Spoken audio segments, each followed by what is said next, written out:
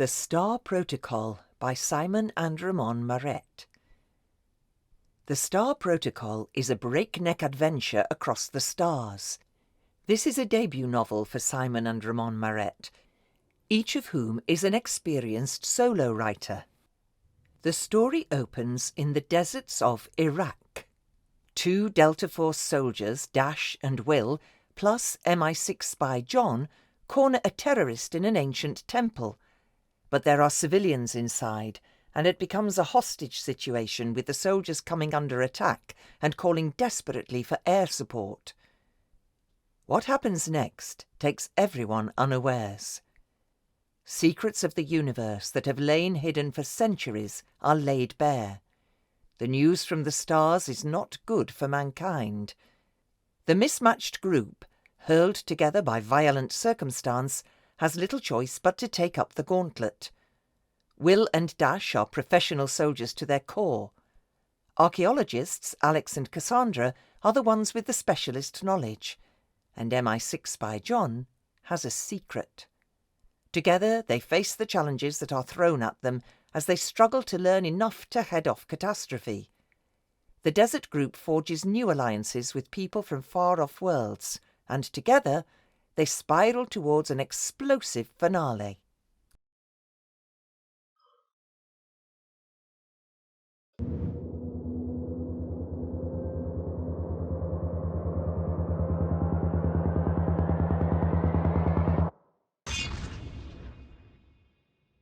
Hello, I'm Ray Marett, and I am one half of the Marett brothers, the better half, no one has ever said.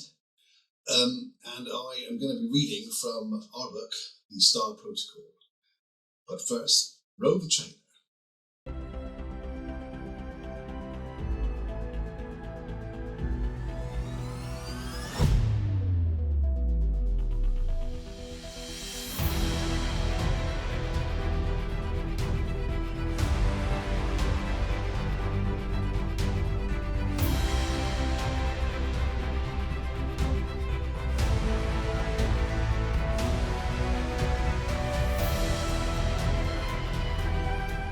Well, I hope you think that looks exciting. And I shall be reading from chapter 1, halfway through. Dash, Will, and John are three soldiers that have entered the ziggurat in Iraq. And they have rescued a scientist, well, an archaeologist, a professor, and his daughter. And they have fallen, the floor has fallen, and they have fallen into a big cave. That's the setup. Dash blinked, and shaking off the dirt in his eyes. This damn desert, he muttered, feeling the weight of rocks on top of him. It was still dark, but he could recognise the woman just. It was clear she was a bit dazed, but thankful to be alive. Dash focused on her in the hope of shaking off his own mild concussion. She had managed to haul herself up free of the rubble. He watched her take a moment to absorb the situation as dust drifted from her body. She looked cut and bruised, but otherwise okay. Doing better than him, at least, what with these rocks on top of him. "Dad!" he heard her call out. Her eyes must have adjusted to the slither of light as she had started to pick her way through the rubble. A large section of the floor was untouched, forming a huge circular space clear of rocks. Dash winced and groaned when he lifted one of the heavy rocks off himself. The noise attracted the woman's attention, and she hurried over. "Here, let me help you." She reached down and grabbed Dash's arm. His strong hand grasped back and almost pulled her off balance as he got to his feet. "Thanks. Name's Dash. Sorry about the mess, but we'll get you out of here." He watched as the young woman appraised him. What did she see? A bit rough around the edges, but not bad looking, he hoped. And maybe his presence made her feel safe. "Thanks for saving my father and me," she said. Dash nodded. He'd been doing his job. "My name's Cassandra." "Pleasure to meet you, Cassandra. Let's see if we can't locate your father." "I have the old man," John shouted from somewhere across the room. "Who are you calling old, young upstart?" boomed another voice. Cassandra laughed. Dash saw a huge wave of relief flood through her. Did save your life, father, she called into the darkness. Yes, and almost killed me again. I blame him for the fall, you know. He then lowered his voice. I am very grateful, young man, but you know, one's pride and all. What were you doing here in Iraq, anyway? You okay, by the way? Nothing broken? Dash heard John ask. Just a few cuts and bruises, nothing serious. We were lucky to hit that object. Object? Said John. You didn't feel it, young man? It was like a slide. We hit something and slid off. You didn't feel that? You were in the centre of the room when the floor caved in. Maybe you hit a support beam or something? Well, I'm a lucky old sod then, aren't I? Dash could see them now. It was clear to him that John had decided there and then that he liked this wily old fox, sporting a well-trimmed beard and slick-backed hair. The old man had strength enough to survive the fall and still had his sense of humour, despite being held hostage. Yes, the sort John would like. He was held hostage by a Russian a few pages before. My name is my name is Alexander, but my friends call me Alex. The old man held out his hand, which John shook, and both men laughed. Dash shrugged and picked up his rifle. Come on, let's go into that central clearing there. They stumbled towards the middle of the chamber, where the going got easier, when they were clear of the fallen rubble. Dash and John called for Will. No response. Then Dash spotted him, standing, holding his rifle across his chest, staring up. His buddy had put on night vision goggles. Hey, Will, we'd be shouting for you, called John. Will turned to the group, still with his NVG mask on, and pointed up. Have you all bothered to look up? They all did. Can't see anything, said Dash. Yeah, hardly any light. Tried putting your night vision on. Dash unslung his backpack and found his NVG, flicked a switch to activate them, and held them up to his eyes. You gotta be kidding me. Yeah, that was my first thought, said Will. Guess we found out why the rocks and crap didn't spread out across the whole floor. You got to be kidding me. Yeah, okay, take a minute. Took me a while to let it sink in. What's going on? Said Cassandra, holding her father's hand with a tight grip and trying to edge away from the centre. Flares? Asked Will. Flares, nodded Dash. They removed their NVGs and struck a couple of flares, scattering them about the floor. Once all were ignited, the room lit up with a reddish hue which flickered and cast long shadows. Above the group, the light reflected off a perfect chrome disc. Dash, Will, John, Professor, and Cassandra stared up at the metallic object. No one spoke. Jaws were dropped. That's big, whispered Will. 30 metres in diameter at least, thought Dash, which put in perspective the size of the chamber they must be in. Dash felt the underside of it as he got closer to the middle. A ripple of light spread out from his point of contact, highlighting the edges of an intricate network of hexagons, like a beehive or snake skin. Cassandra and the Professor both had a go and touched the metal. The spectacle continued, like dropping a small stone in a pond. Will scanned the perimeter and told them that 4 squat landing pads were standing the saucer-shaped object up. But it was John who discovered an extended ramp that led into the machine. And he was the first to say it. Christ, a flying saucer. Dash and Will chuckled. Well, Professor, what do you think? Find of the century? Said Dash. Legends are true. All the myths about them are true, whispered the Professor. We don't know that, Father. What else could it be? I knew there was something here. We're in Iraq. It could be what the Americans thought were the WMDs. Or this could even be American. Who knows what they've got out here? Cassandra clearly wasn't believing her own eyes. Or at least wasn't prepared to agree with her father before exhausting rational ideas first. Yes, not ours, interjected Will. Not ours either, said John. Cassandra frowned at John. No offence, but how would you know? No offence taken, but those two? John pointed at Dash and Will. American Special Forces, Delta Force, and me, I'm from MI6. Cassandra nodded, giving John a sideways look as though happy to find a fellow countryman. Okay. Well, until we examine this in more detail, it's going to be hard to prove it is them, she said, aiming the sentence at her father. But this is the proof we've been looking for. I'm sure it's one of theirs, said the professor. Whoa, hold on. You know what this is? Who it belongs to? Dash stared at them. Well, not exactly, but we're searching for clues. I never expected to find... But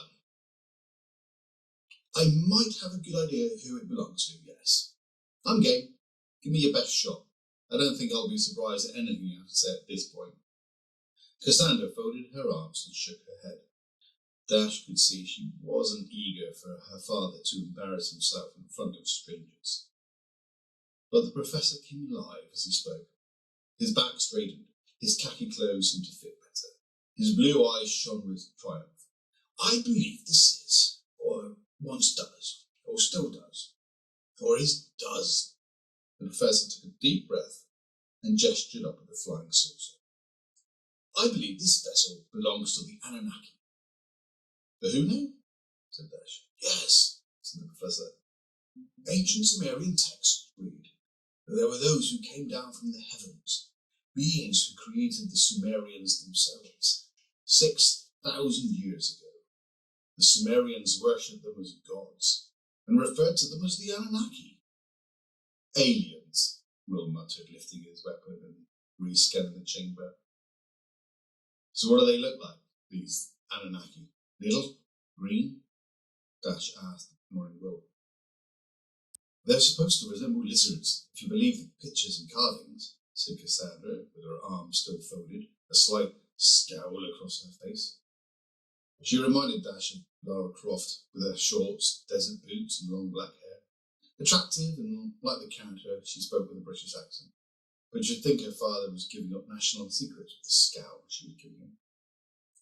Some of these lizards, according to the cuneiform written by the Sumerians, described the Anunnaki as shapeshifters, and they were masters in genetic manipulation, said the professor. Dash was about to ask another question, genuinely curious, when he heard John's voice coming from behind him with an odd echo. Hey guys, you've got to check this out. Where are you? Dash popped his head down from above the ramp. Where do you think? A soft, white strip of light wrapped the circumference of the saucer. A strip of light also lit up the middle of the underside, revealing a concave part of the ship with a massive booster rocket nestled inside, the kind of rocket exhaust that reminded Dash of a space shuttle, and there was a powerful hum in the air. If a piece of mechanical hardware could ever be described as alive, it was now. What the hell? Rescue team will be here shortly. Thought I'd have a go and see what's up here before it's too late. I must have found the light switch. What do you mean too late? Asked the professor. Once the military sees this, it'll be the last time any of us do. Dash told him. Oh, said the professor, looking at his daughter with big questioning eyes. Dash called her. His head was going to ignore it, but his gut decided first. What the hell? Let's go see what Britain's finest has broken. What is it with these spoofs? Can't take your goddamn eyes off them for a second, Will murmured to Dash. They all clambered up the ramp, greeted by John's grinning face. Behind him was the polished silver entrance into the ship. Dash was the last up the ramp, hesitating before climbing aboard. It occurred to him whoever owned this piece of hardware might not be far away. I think this flying saucer works, said John. Dash groaned as he got to the top. Why? What have you done? Let me show you. Hey, Alex, you're going to be impressed.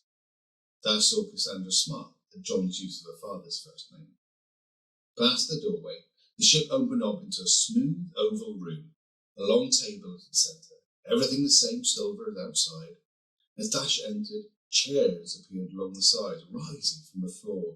He stared at the strange curve, seats like rearing cobras. His gaze took in the walls lined with equipment and screens.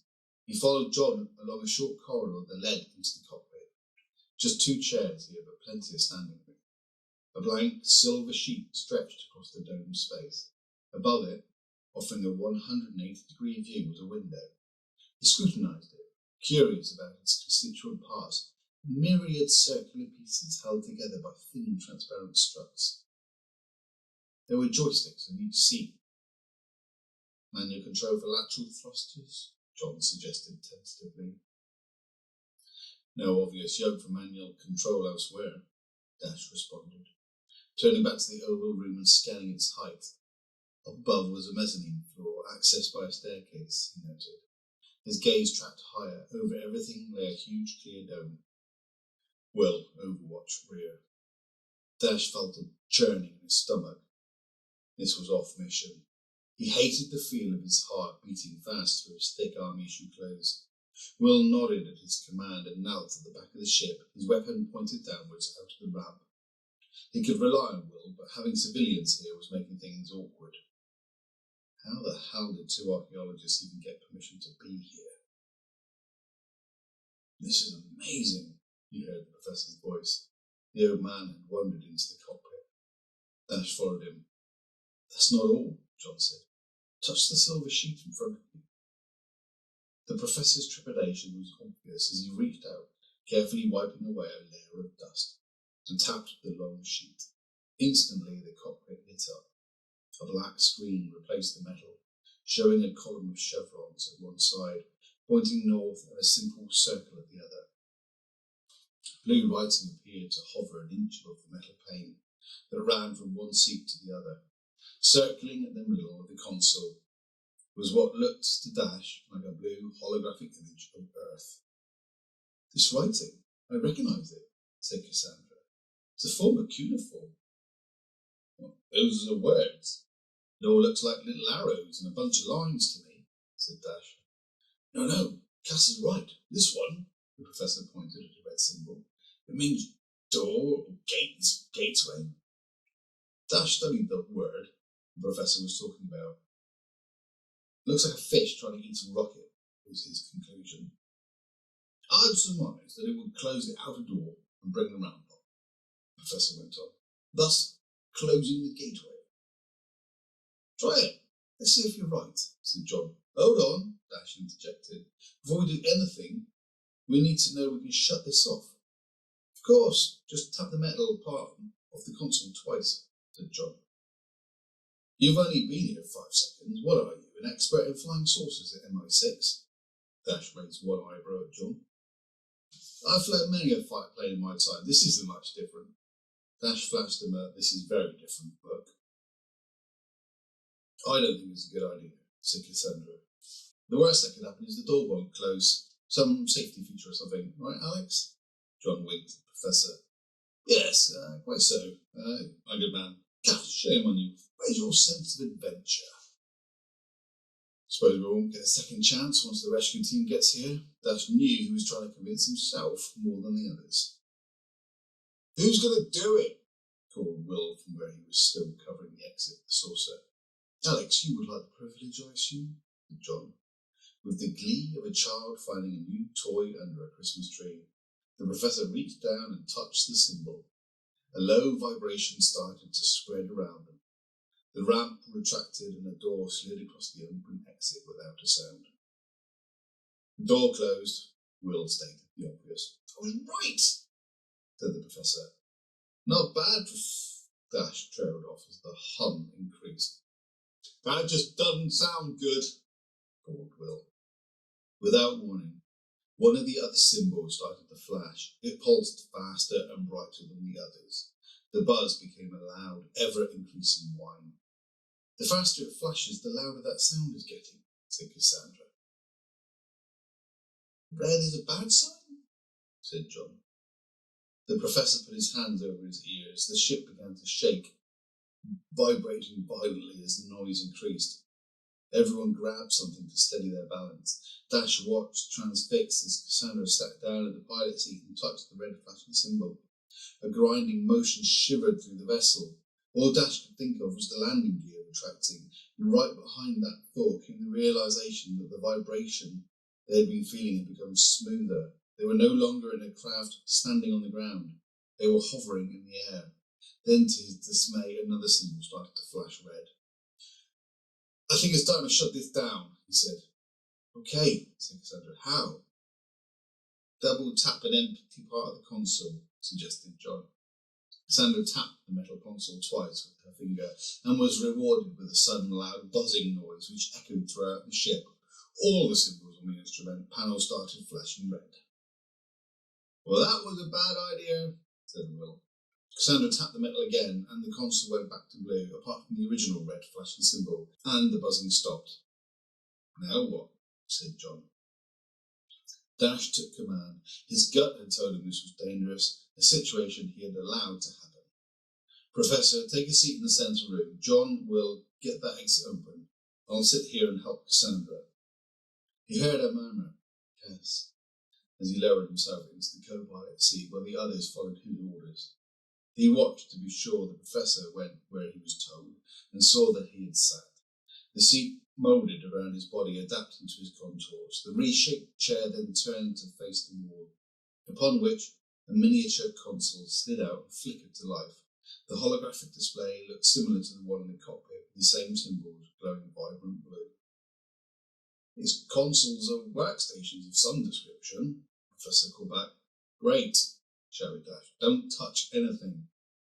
Reaching over, he ignored his own advice and touched the red light.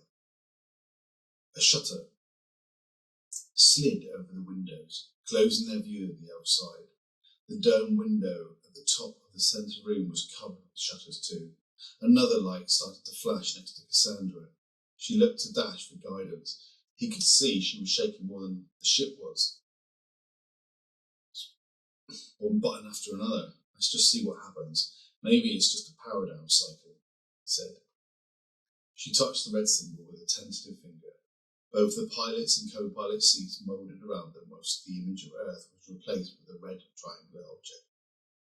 Unrecognisable letters or numbers, more like, were changing every second on top of the hologram, a countdown.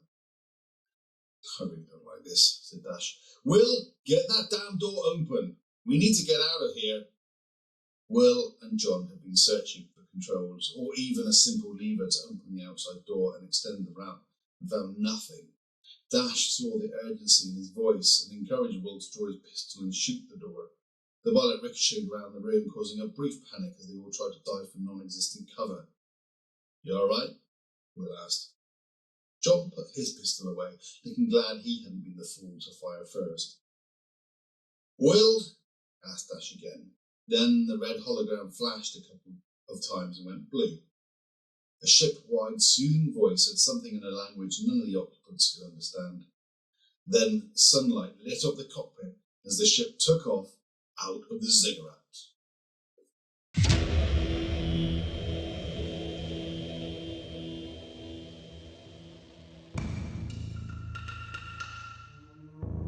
That is the end of that section, chapter 1. I hope you enjoyed it, and buy our book from Amazon today. You can stop recording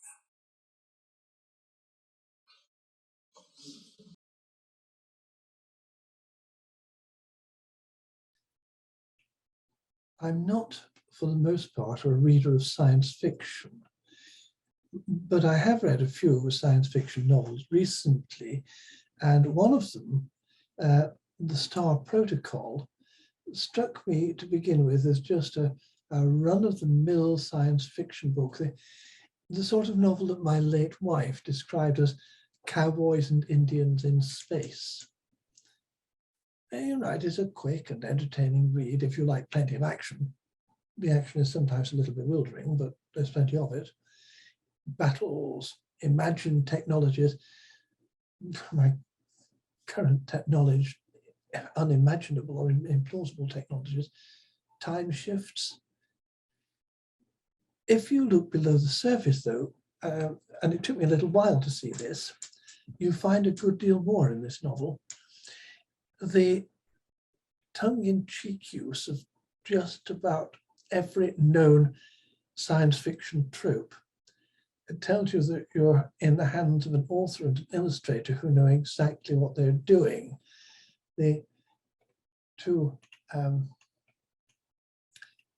brothers, Simon and Ramon Marett, wrote and illustrated this book between them. And once again, as I've said before, many more novels, what I appreciate about this one is that it is not so much plot-centered as character-driven, and that elevates it above the level of cowboys and Indians in space. Now, once I recognize this, and I think if you read this novel, which I recommend, you will agree with me, you realize that under the rapid-fire narrative, there are some interesting reflections on the ethics of government bodies that protect public safety. And there are reflections on the possible impact of artificial intelligence on our culture. There are, of course, as we'd expect in the best of science fiction, parallels with our familiar contemporary world. So the story does serve as a social and political critique. As I said, not quite my usual choice of reading, but I am glad I read it. And come on, let's be honest. Who doesn't enjoy fast-paced storytelling? I do. Melody muses on camels. It's a pressing question.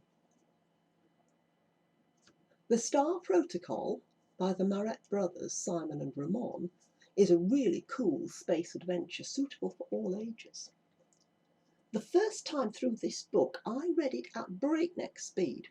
I didn't mean to, but the story went at that speed and I just had to keep up so I could find out what happened before it was too late. But you know how it is when you read really fast. You find yourself wondering if you missed stuff. For me, particularly about animals, I'm all about the animals. But there was so much happening. A chase through the Iraqi desert, the quarry disappearing into an ancient temple, a sudden and unexpected hostage situation. And all this, little more than a sideshow.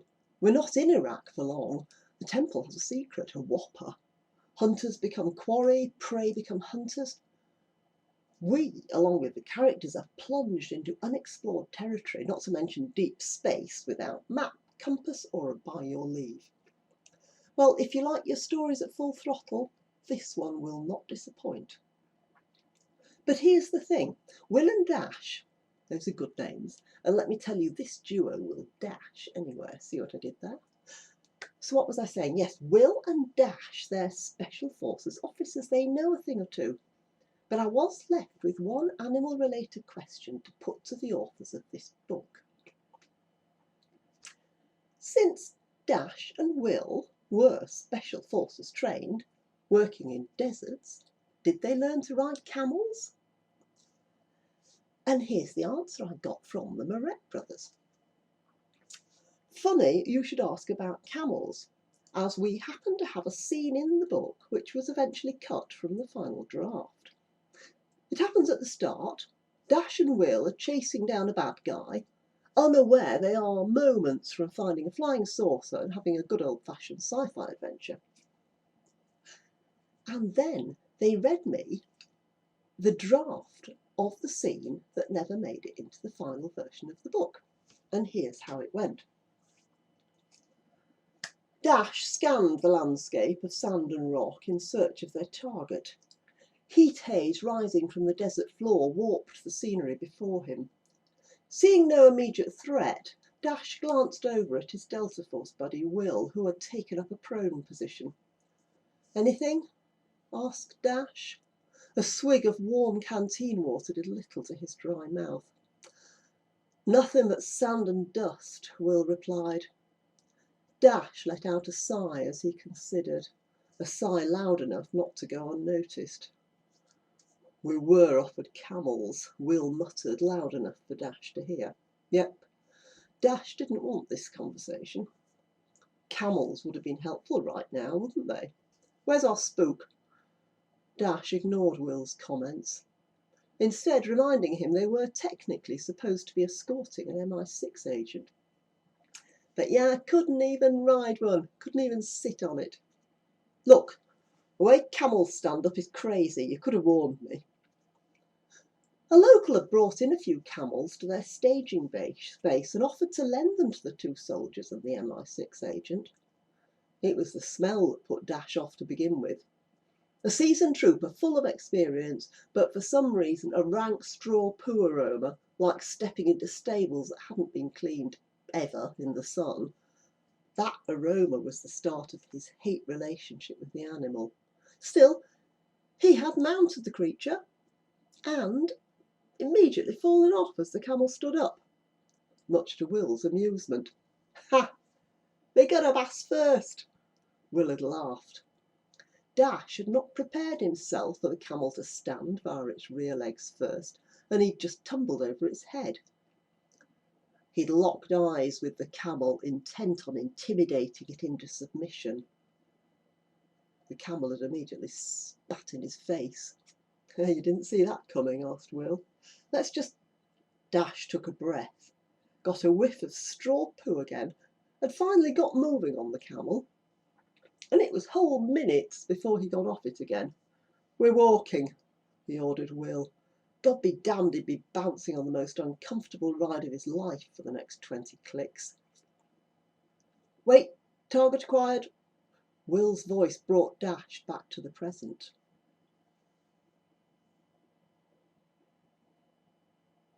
With a satisfied grin, his buddy gestured towards the ruined cigarette. Well, vindicated, I knew it. See, I went back to the book and there is not a single mention of a camel anywhere in it. But somehow those camels seeped through the pages and prompted me to ask. I know it wasn't the smell that so disturbed Dash that seeped through. The book itself smelt just fine. But despite the speed I read it, the camel's vibe still caught me.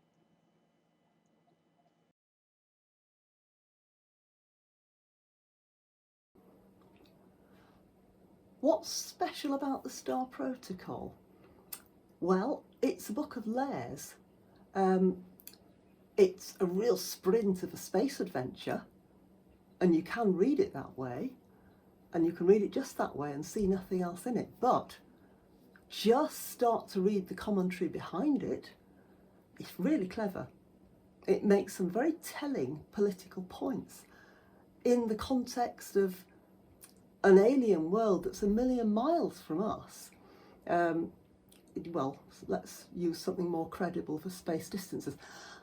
In the context of an alien world that's light years from us. But they're good points, well made, and the thing is, they take nothing. They take zero from the pace of the underlying story. That is really clever. I'll tell you something else as well that struck me first time through. The archaeology. There's real archaeological knowledge in this book. It's not pushed. It's not sort of it's not textbooky, you know, how some people will let their research show and things. Not like that at all, but you can get the feeling there is a depth of knowledge behind it. And interestingly, I found out later that Simon Marett is, well, I don't know if he's an archaeologist by trade, but he's very knowledgeable, and it's an area he's studied well and deeply, and it shows. For me, it's one of those books where you can see that people of different ages can read it and enjoy it for totally different reasons. I love that because it means you could read this book as a child, and I can remember books that I read as a child and then came back to as an adult. Some of them just didn't work anymore. They were children's books. Some of them, I read them and they were completely different books, and I enjoyed them all over again for completely different reasons. It's one of those. If you look beyond the flying saucers, it is, like I say, a book of layers.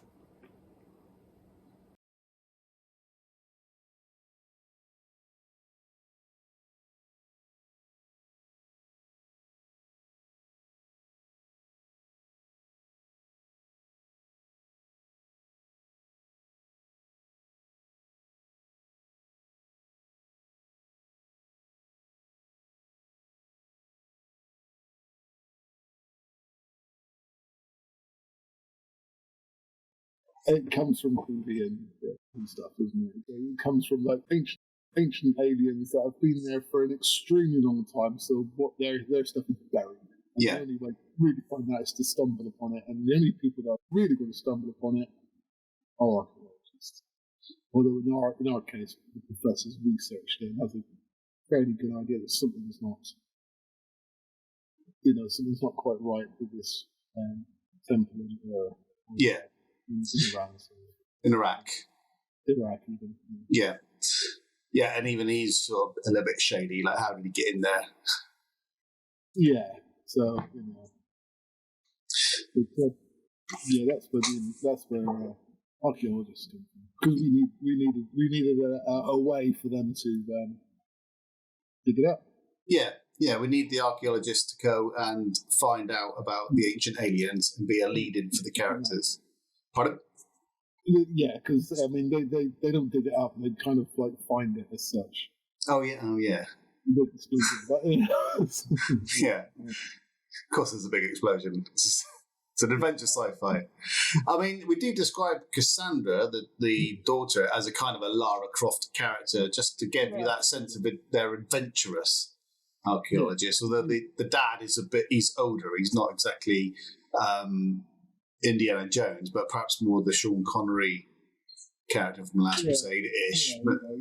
I mean, we took every trick we could think of into the book. Yeah. That's what kids like. Yeah. They like their heroes to be heroes, they like their villains to be villains. Although there is a bit of adult stuff in there, the conspiracy side of it, but we'll get onto that later. But that's why we needed archaeologists. Not that we've actually done any archaeology ourselves, but it's a way forward for the book. Yeah.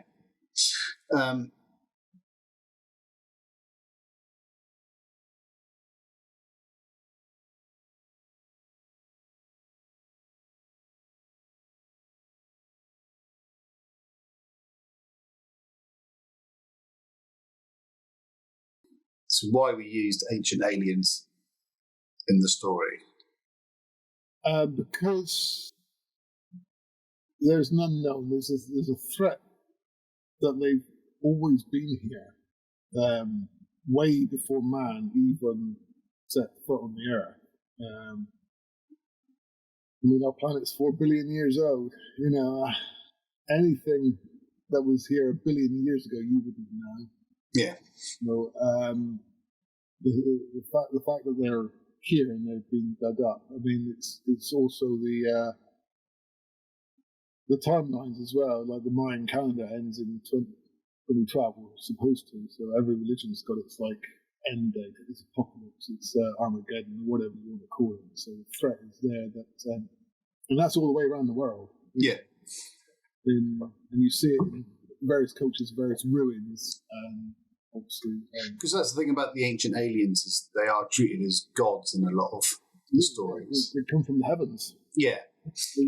Back in the day, I mean, if you took an aircraft back and flew it across someone, even as far back as like the Middle Ages or whatever, what is it? It must be something from the gods. Yeah. You could fly it over Peru, and they might draw the Naztec lines if they saw it, Yeah, exactly that. So we kind of, although we don't have Peru in the story, but we're kind of implying that did happen. It was an alien spaceship, and they are landing pads for them. People drew what they saw back then. I'm sure they had a vivid imagination like everything, but I mean, they're drawing on stone and stuff, so they're trying to record their history, really. Yeah. I'm sure they wrote some stories on little tablets and stuff like that. I'm sure they did, but on the big stuff, it would have been the recording of their culture. And they would, if they saw something that they thought was important, they would draw it. Yeah, they would draw it in the stone. But some of the ancient alien theories as well. There's so many to grab from that you could think there's a story there, there's a story there, there's a story there. You're saying about they do the gene splicing is one theory, and like the horse and the crossing a horse with a man, that's a centaur. Yeah, absolutely. So, I mean, we kind of do gene splicing today. I know we're in the early stages of it, but it is possible. Yeah. Yeah, they've done a tomato mixed with some fish gene, I think, to make it survive in the wet weather and things like that. I mean, and it's not that big a leap to say, like, an ancient alien race that's a few million years old can't do exactly that. Yeah, but it means we can have fantasy creatures or mythical creatures, in the story. Yeah. And but ours is obviously a true story. Exactly. There's no reason why you couldn't have it at all. I mean, and again, kids, young adults, and to be honest, adults enjoy that kind of stuff anyway. They love seeing you read it, you're like, oh, that's brilliant that's there. It's like, that's in there. Like, when they're just waiting for their next favourite bit, aren't they? I'm glad they put one of them in there. I knew that was real. Where that came from. Well, we can draw from any fantasy realm we want to, but it's primarily sci-fi, obviously. But it's a little bit of fun. We can stick it in, and could it be true? Well, could anything be true? Yeah, of course it could.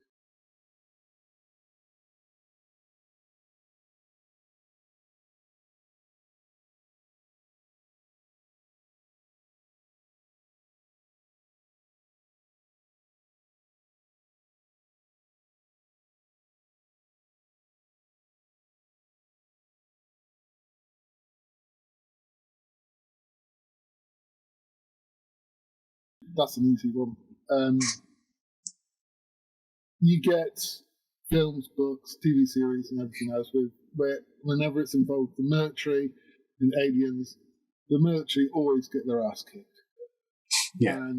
Or not. No. At the end, they might come back and it's fine. No, that in my mind, that really wouldn't happen. They are just the special operations teams.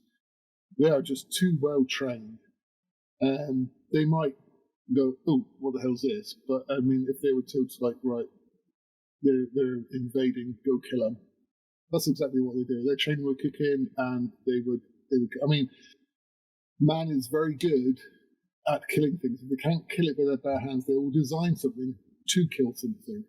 Yeah, it's pretty much that simple with man, and we've got very, very good at it. So, if an alien species comes along and it's hostile and it's got bigger technology, there'll be a covert action to go and steal that technology, backwards engineer it, and kill the aliens with it. Very good at it. Yeah. We do, going off topic, off the question a bit, but we do, that is one of the main themes of the story is, like, I don't know if it's spoilery to say the aliens have come to, but they've come because man is too violent, and by the end of the book, perhaps the violence it's what they needed. Yeah, and man is violent because we don't live for very long. These Anunnaki, they live for 200,000 years. They're a bit sort of stuck in their ways because life plods along for them. Yeah, because they've got no rush to do anything. They've got plenty of time until certain events start taking place, and they find themselves in trouble. And it's like, the man actually pays off in this case. Because the universe is a horrible place. I mean, just look at nature in the universe. It's trying to kill you. Everything's trying to kill us. Yeah, everything's trying to kill us. So it's not a surprise, is it? Other humans try to kill us. It's like... I mean, I think it's one of the things you said in the book. The first thing that man did when he found the stick, he weaponized it. Yeah, yeah. What can I use this for? Stab. Yeah, exactly. Yeah. But and the spies in there, obviously, for like the conspiracy theories, and they would. It's like covert for their governments, so they're a bit shady. Yeah. The two Data Force guys, they're your heroes. Dash and Will. They're good guys. You know where you are with them. They waver sometimes, but it's only to be expected. But they come through and like Dash is your Flash Gordon character, isn't he? That's This is Flash Gordon for the modern era, really. Yeah, yeah. It's just basically straightforward fun. It's what it's meant to be. But there's a bit of adult thinking behind it, and a little bit of like conspiracy. There are things in there that make you think from time to time. Other than that, it's just a good yarn. Yeah. But and having the spy, because you kind of wanted the two solid good guys. Spy's there for the mystery side of it. Is he or isn't he? Yeah. Yeah. And then obviously the archaeologist, you got the dad archaeologist, the professor. He can read the cuneiform language. He sort of understands the Anunnaki. He's almost there to sort of guide the reader a little bit when it gets mega complicated. He can say, "Oh no, this is because of this." And there's a little bit of science in there, and we tried to make the science as real and as plausible as possible. Yeah, in our understanding of science, and sometimes it can get a bit. I think it's pretty straightforward the way we've done it. Yeah, not too bogged down in the science, but the science is there definitely.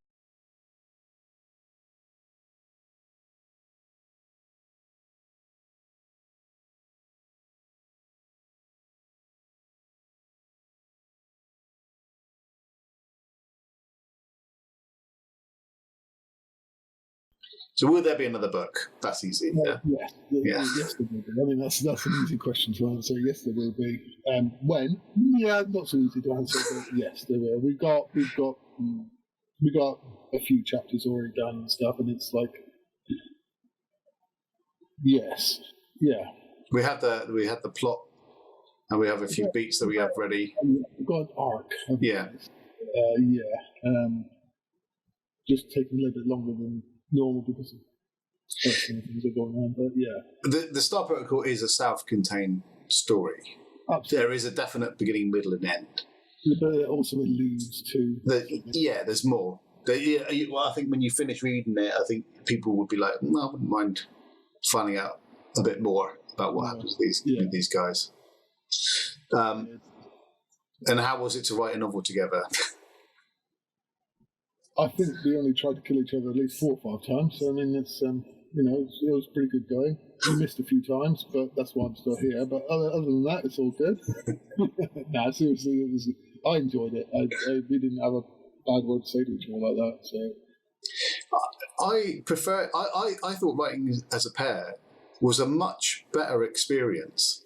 You could bounce off each other a whole lot more. Yeah. Yeah. Definitely, 100%.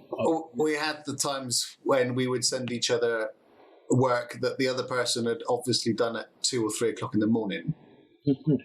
Yes, definitely. Yeah, unfinished sentence. Yeah. Just fill that in.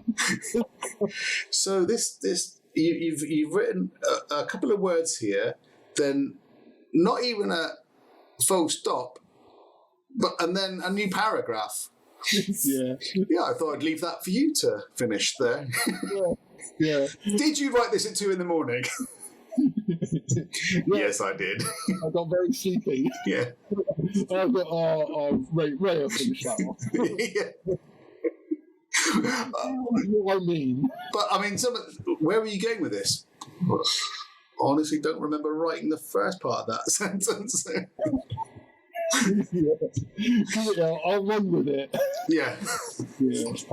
But at other times we'd write our own scenes, wouldn't we? And come up with the best one or mixture of both. Yeah, and sometimes we were able to say to each other, like you mentioned this a while ago.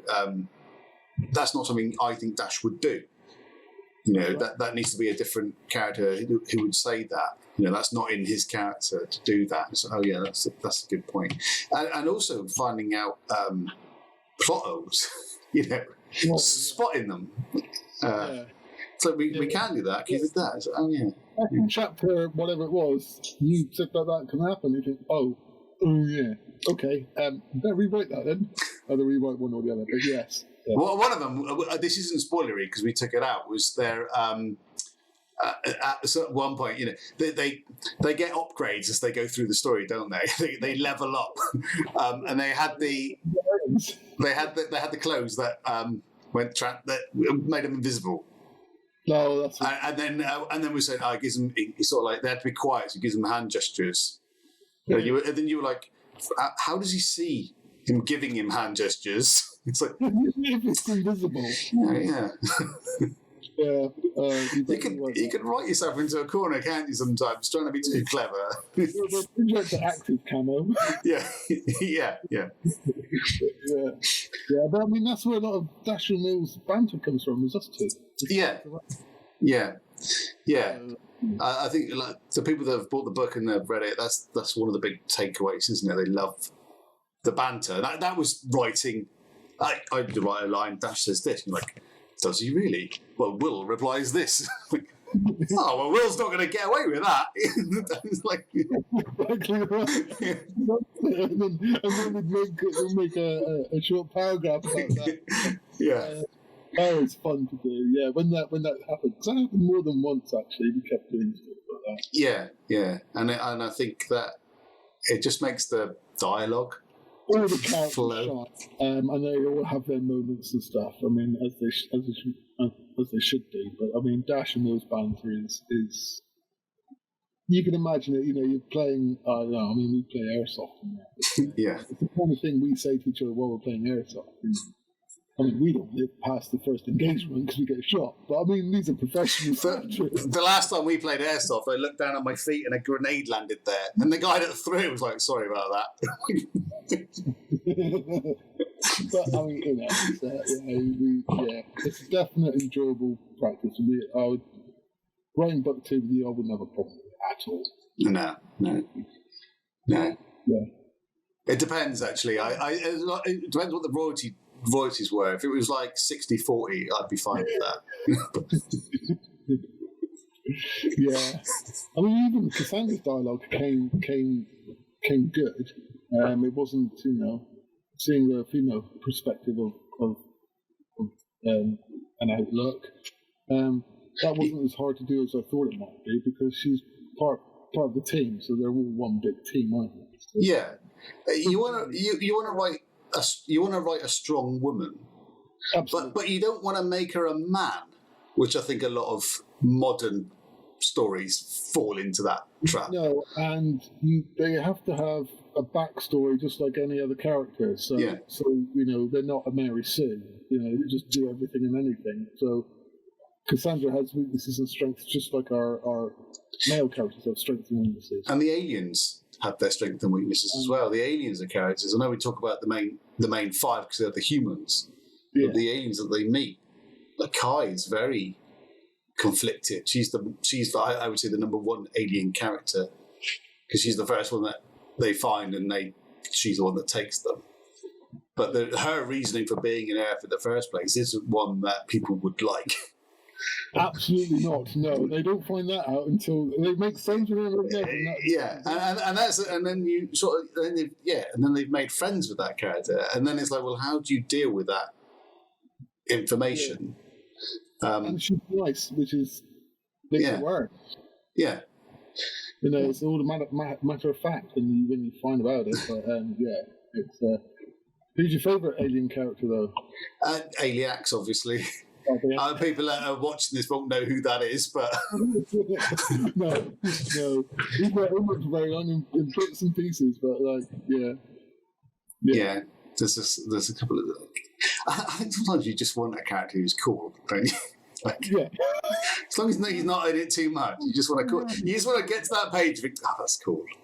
Can't wait to read a bit more about him. There's no reason for him to be there, really, but he's. He's the Queen's guard. He has to. There's no reason for him to be there. I was just saying, in a general sense of that. Oh, yeah. Well, you know, the character's cool. He's cool. Yeah. Sometimes you're allowed a cool character. A Boba Fett character, yeah. Yeah.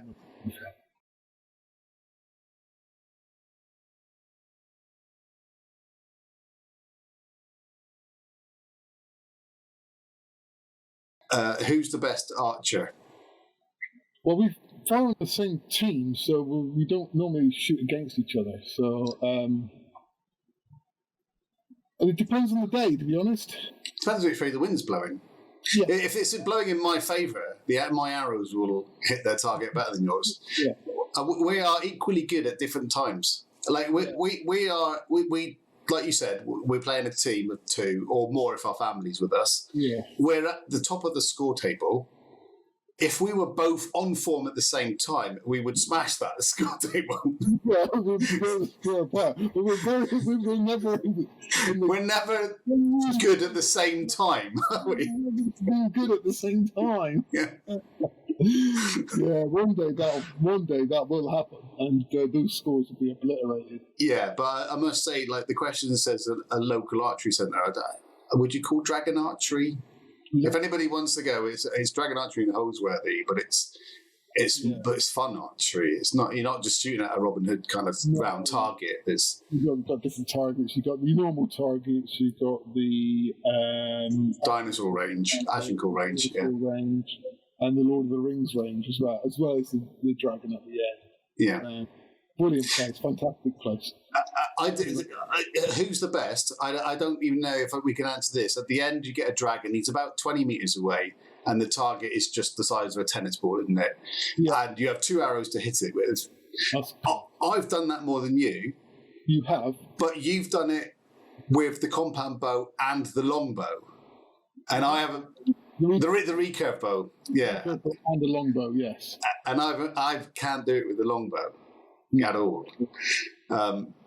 So, and apparently not that many people have done it with both bows. Only about 3 or 4 since they've been open in 27, 20. And one of the other people that have done it is my son. Yes. He has, isn't he? Yeah. So I'm going to have to take the longbow when I go next. I'm just going to have to do that. I'm going to have to tick that.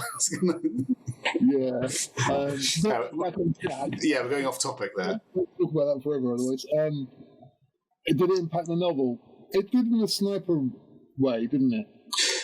There was a few bits in, yeah. So, yeah, we did a scene where somebody is trying to shoot his sniper rifle. Sniper rifle, yeah. An alien's trying to use a sniper rifle. Yeah, and they can't do it. We kind of took our experience from archery with that. It's a fun scene, so I don't want to spoil it again. Yeah. It's yeah. I mean, we're saying everything's a fun scene at the moment. There are some serious scenes in the book. Yeah, it does get serious. But I would say it is, if you were to give a target audience of the book, it's the young adult, isn't it? It's the it's difficult because it's the book that I would want to read. That's why we wrote it. You know. Yeah, and it's good for adults to read as well. Adults will enjoy it. Yeah. It's Flash Gordon. It's like you say. It's a modern. Worry about from I don't know. It's a modern B movie, isn't it?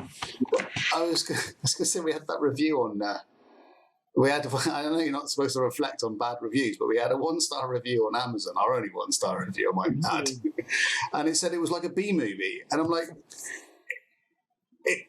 it's got a flying saucer on the front cover. I know you're not supposed to judge a book by its cover, but it's got a flying saucer on the cover. It's supposed to be a B movie. It's based off Flash Gordon, but you know, but everyone else seems to have got it. So you know. Yeah, it's not 2001. Don't expect it to be 2001. You know, it's not an Arthur C. Clarke story. No, we had fun with it, and not everyone's going to enjoy it, are they? Because not everyone's. Yeah, well, everyone's different, aren't they? Yeah, everyone's entitled to it. Yeah, it doesn't bother me the slightest. Well, it bothers me when I draw a front cover with a flying saucer on. A 1950s B movie flying saucer. I'm afraid that's a you problem. That's a me problem, yeah. Maybe I didn't draw it right. Maybe you should just have a blank book cover with nothing on it, just saying the Star Pool. Yeah. Have it wrapped, have it completely sealed, you know. Like if people think, oh, what's in there? Yeah. I'm going to cut that out.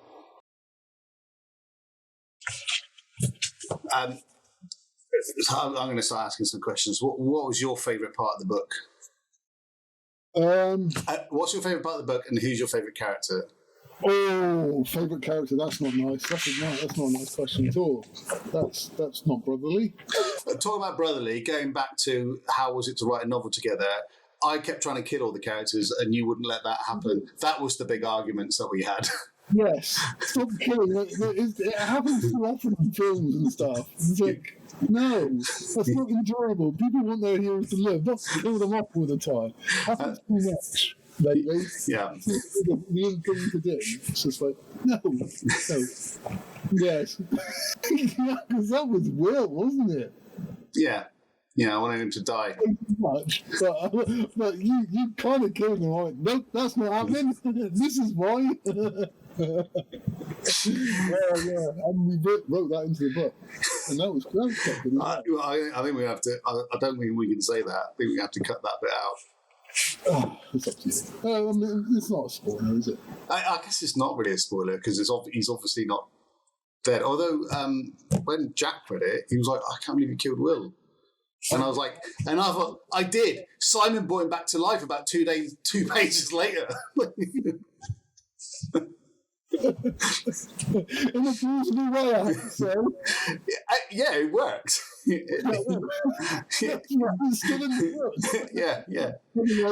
So actually, we could say the death was genuine, and the alien technology to undie him worked as well. Yeah. I mean, technically, he was only dead for a few minutes, but Yeah. That's the point. Don't. My character. What was the original question? Favorite character? Oh, it's Aliax. We've already said it's Aliax, but that's my favorite alien. Only because he's like, the favorite character would be very hard pushed. I mean, Cassandra doesn't have a moment later on, and you really think what she actually is and what her bloodline is, which is really cool. I quite like what we did with Cassandra. That was vague though. That was saving that for book 2, the bloodline thing for her. Yeah, absolutely. Yeah. And even that sword that she gets. What she sings, she's cool as well. She's like, I quite like her character quite a bit. She progresses, so she levels up quite nicely near the end. If you see what I mean. Yeah. But favorite character, I couldn't pick one, to be honest. Not out and out. I mean, we had a lot of fun with Dash and Will, and John had his moments as well. It's just like writing John's. Writing John was fun. What was your favourite scene then? I really like the scene we wrote when they first come to the spear tip and they're making their way up to the bridge. Yeah. The spear tip is the ancient. Because it's at that moment you think, oh my God, something else is going on here. Yeah. This is just kind of scratched the surface of the Anunnaki, really, where they actually come from and stuff. And again, a lot of the combat scenes where because Dasher will do a lot of rescuing. And it has to be a violent rescue, doesn't it? Yeah. And Dash gets beaten up a lot. They both. Dash and Will both get beaten up a lot. In fact, we reference the reason why John doesn't get beaten up a lot. Yeah. Not even a scratch on him. That's a spoiler, but that was great because he's like, Will almost says it's almost like breaking the fourth wall. He's almost saying he's gone through the entire book without getting a scratch on him. Just like blood everywhere. What's going on? Yeah. Like, really? Yeah. I think my favourite. I'm going to cheat and say my. AI is different as well. Our AI is different to most AIs that you see in films and books. Yeah.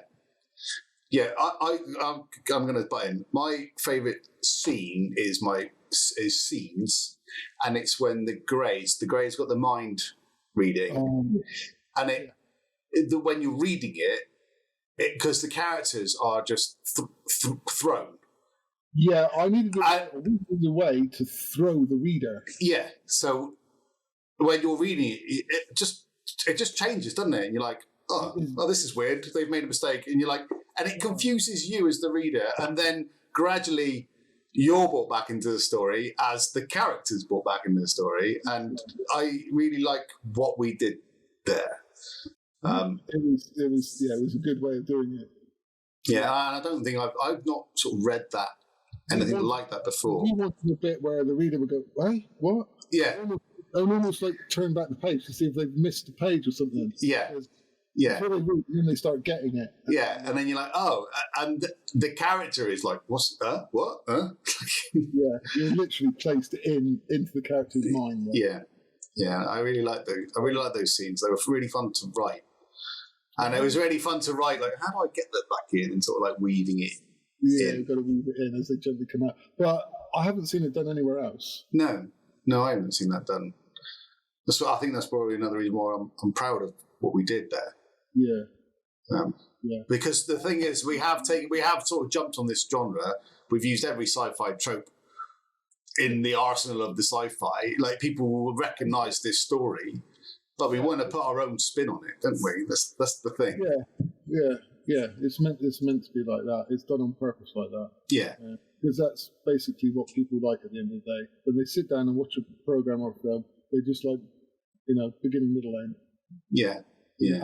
And they know what they get. You cheer at the right places and you're sad at the right places. There's no underlying like message or anything. It's just a bit of fun. You could read this book quite quickly. Yeah, definitely. And you could reread it and go, oh. I like the way we did the long travel, the jump travel from system to system. Yeah. We moved away from getting from point A to point B quickly, but with some, and because even light speed isn't quick enough. Yeah. So we needed a way of doing that. I mean, light speed in systems, but from jumping from galaxy to galaxy, we needed some kind of interesting device. Then that's where some of the science came into it. Yeah. Explain that kind of science. Yeah. We do actually use science. It's like more the theory, isn't it? It's like if this thing existed, then you'd be able to do this. That's right. Well, this thing does exist. This is a true story. Have we not told you that already? It's a documentary. It's not actually a story. Yeah, it's just a documentary, yeah. All right. Should we leave it, wrap it up there? Yeah. Anything else to say?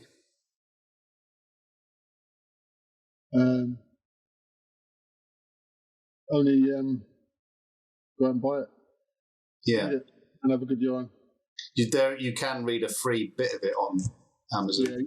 Yeah, and I think during this M.A.B.L.E event as well, it's on special offer. So grab it this month.